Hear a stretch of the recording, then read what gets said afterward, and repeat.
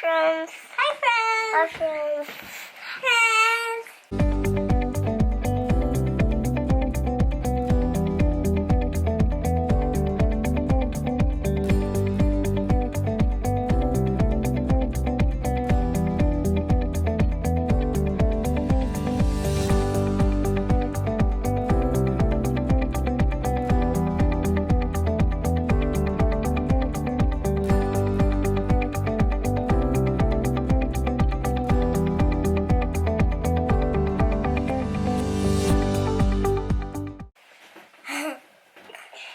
This sounds like a kid log, but not a grown-up log.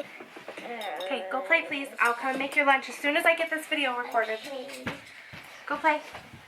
Okay. Hi friends, welcome to today's video. In this video, I am going to be sharing with you our experience of our first home visit for the foster care licensing process. For those of you who don't know me or you're brand new to this video, my name is Emma. I am a stay-at-home mom, but I also do work from home. I'm a Norwex independent sales consultant and a senior leader with Norwex. So that is my work from home job, but primarily I am just a child-raising stay-at-home mom, and I'm thrilled that that's the case. So welcome to my channel if you're new. If you like this video and you want to hear more about our foster care journey, go ahead and give it a thumbs up and also click the subscribe button along with the little bell notification button so that you can be notified every time I upload a new video. So now that that's all out of the way, I want to get into talking to you about the actual experience of the first home visit. Now, the home visit was something that I was a little bit nervous about going into the foster care process. I don't think I really understood the term home study in general. I kind of thought home study meant like one big long appointment where they would come in and they would like open your cabinets and check through everything in your house and maybe measure the rooms or look at the safety and security and all of that stuff. I didn't really understand exactly how it was going to actually play out in real life. Like, I knew it was a big deal, but I didn't really understand what it would look like.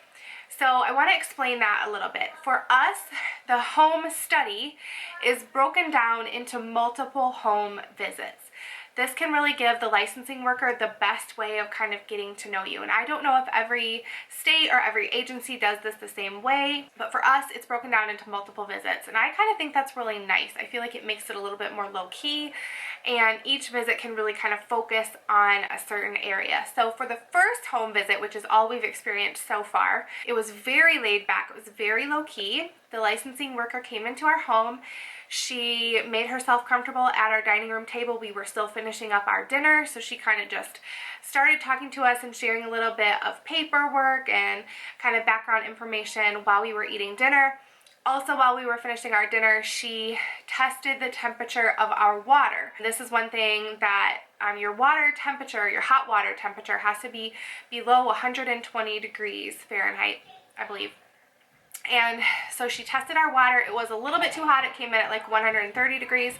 So all that meant was that we just had to turn the temperature down on our water heater just a little bit. So it wasn't a big deal. Then after we finished dinner, the kids kind of like got up from the table and they went and started playing. And the licensing worker, her name is Heather, and Jason and I, my husband and I, we just kind of stayed at the table. And she, at that point, started going through paperwork.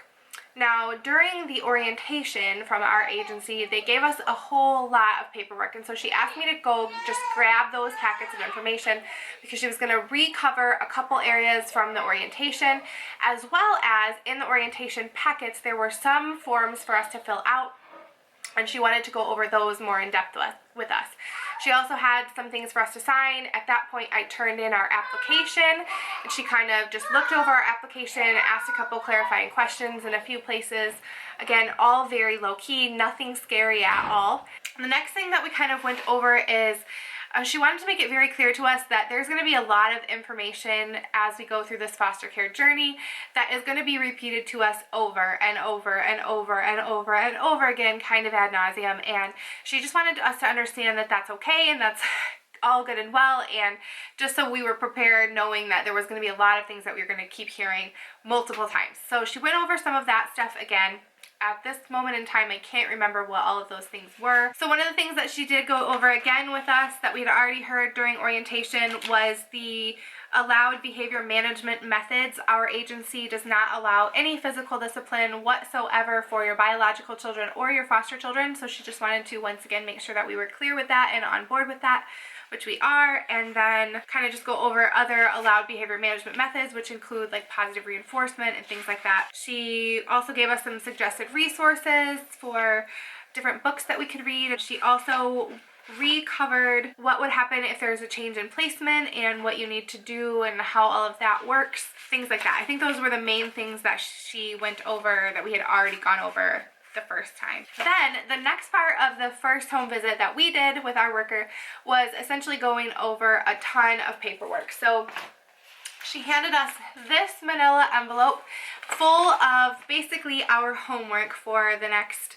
however long we decide, of paperwork and things that we need to get done and completed. And she gave us a checklist in order to keep track of all of these things that we need to complete so that we know where we are in the process. It's a very long checklist. She said that for the most part she keeps track of this information for us so that on her end she's very clear with what we've completed and what we haven't, but this one is kind of just for our own mental sanity.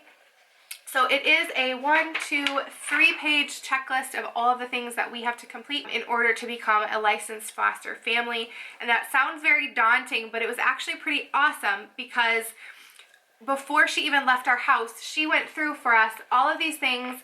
And so the page 1 was already completely checked off by the time she left our house that night. So page 1 done. She also crossed through a bunch of things that don't apply to us and aren't necessary in our case. Things like if you had adult children living in your family, we obviously don't, so she crossed that off. We don't need that. Environmental health inspection is not needed for us because we live in city limits, so we don't need an environmental health inspection, so she crossed that off. So I would say we have a good start on this whole process. Like I said, page 1 on the checklist is done.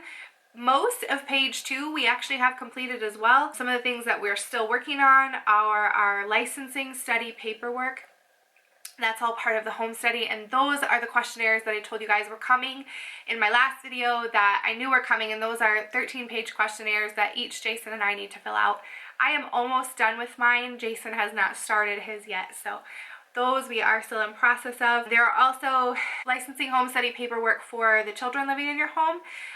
One that I fill out and one that are questions that we had to actually ask the girls. That was a super fun process, actually, asking them questions. So that is already completed. We did end up getting the license for our dog Sasha, so that is done. We got our background checks. Well, our background checks aren't completed, but we did our fingerprints so that they can do the background check, so that is done. So we are definitely well on our way. So during that first home visit, she kind of just walked us through the questions on this paperwork and told us, you know, how we should approach it, how we should fill it out. She talked to us about having our family emergency form done, so that's another thing that we still need to complete, is just a list of emergency contacts in the event that we have a supplemental caregiver, like a babysitter watching over the children, and then also our emergency evacuation procedure, so our fire drill type information. We have to have a drawn out floor plan of our home with exits and our route for escaping should there be a fire. And then obviously our medical statements, and we are halfway done with our medical statements as well. Mine is done and Isabel's is done. Jason needs to schedule his physical still, and Cecily has hers scheduled for the beginning of March, so we are well underway with those. One last thing she did before she left our home on that first visit was she also wanted to kind of get a quick layout of our home, so she kind of quickly walked through it, and she measured the bedroom that we are planning to put the foster child in so that she could tell if we would be able to be licensed for 1 or 2 children. That room does, by law standards, accommodate 2 children, so that was interesting to find out. And then she also measured the bedroom that our girls currently sleep in, which, come to find out, that bedroom I thought was going to be large enough for 3 children, but it's actually large enough for 2 children. So it's just shy of being legally able to hold 3 children, which means that our family is really most likely going to only end up with 1 foster child at a time. We really dug deep. We analyzed our car, tried to put 4 car seats in our car. That did not work. It could really only handle 3 car seats. in our car. And then same thing with, because of the bedroom setup, I really think we can only handle 3 total children in our home. So unfortunately we will only be able to take 1 foster child, it's looking like, at this point. Unless God really does something and changes things in a major crazy way for us, we will most likely only be able to accept 1 child at a time, which is actually what Jason really wants anyway. So I feel like God might be kind of just shutting a lot of doors on that and really just pointing us to the direction of taking in 1 child at a time. So she did that. She measured our bedrooms and then she was on her way. So it was a very quick couple of hours. I mean, she was here and it just flew by. The time flew by with us chatting and asking questions, and it was very, like I said, low-key. That's the best word that I can use to explain it. And my husband had a really interesting perspective. He said, well, of course it's low-key because they want foster families. So yes, they want to dive into who we are and they want to make sure that we're a safe family, but on the other hand, they want to make this seem as, you know, unscary as possible, and they want to recruit foster families. And because we came as a recommended family through another foster family that already is licensed with this agency, I think they view us as like probably maybe a pretty easy case to license because we are a referral family. And she said she always loves it when they get referral families because they know for the most part they're probably pretty upstanding family. And so, I mean, I want her to do her due diligence with us, but I also think it's kind of nice that we are a referral family. I think that just gave her a level of comfort with us because she knows, you know, who we know, if that makes any sense. So that's where we are after home visit number 1. I will keep you guys updated as always of our journey and how things are progressing.